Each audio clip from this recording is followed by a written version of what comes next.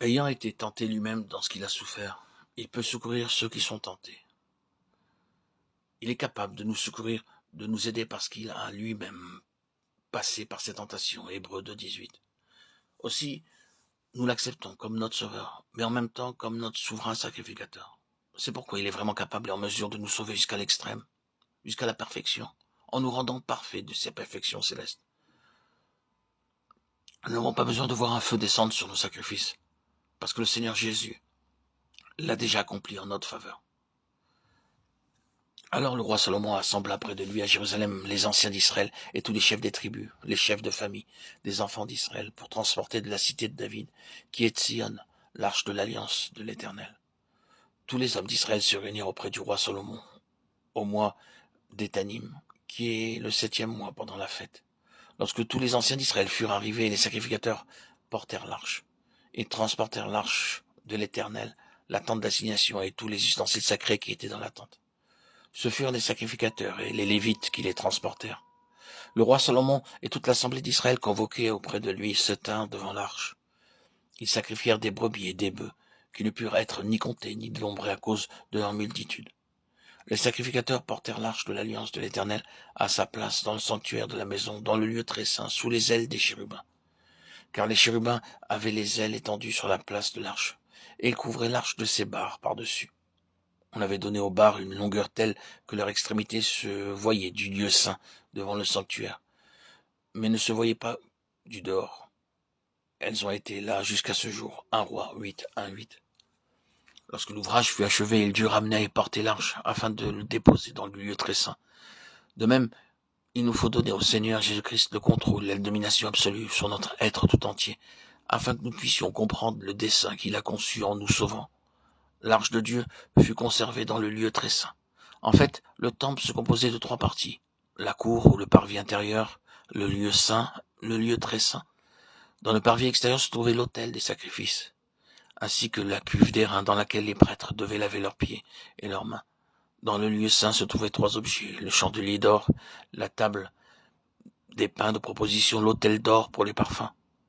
Dans le lieu très saint se trouvait l'arche de l'alliance, et sur l'arche tenant lieu de couvercle, il y avait le trône de grâce ou propitiatoire, sur lequel se trouvaient 2 chérubins. Sur le parvis extérieur brillait la lumière solaire. Le lieu saint était éclairé par le chandelier d'or, dont les lampes étaient entretenues jour et nuit. Aucune lumière de l'extérieur ne pénétrait dans le lieu très saint, mais seulement la lumière divine s'y trouvait.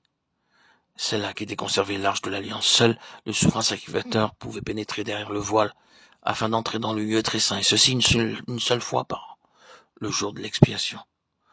En ce jour de l'expiation seulement, le souverain sacrificateur devait offrir le sang du sacrifice et le répandre sur le couvercle en or de l'arche, appelé le propitiatoire.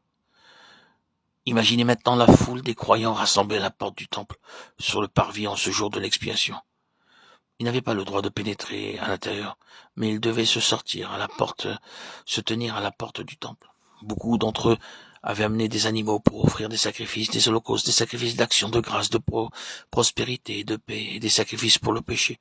Et tous ces sacrifices nous parlent de ce sacrifice unique, parfait du Seigneur Jésus-Christ lui-même.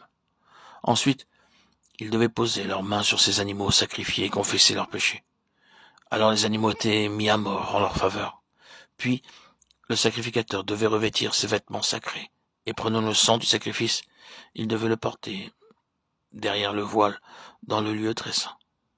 Voyez maintenant le souverain sacrificateur pénétrant dans le lieu très saint avec le sang du sacrifice, et aspergeant de ce sang le propitiatoire, ou couvercle d'or recouvrant l'arche de l'alliance entre les chérubins, et que soudain surgisse le feu du ciel, le feu divin, consumant le sang offert sur le propitiatoire.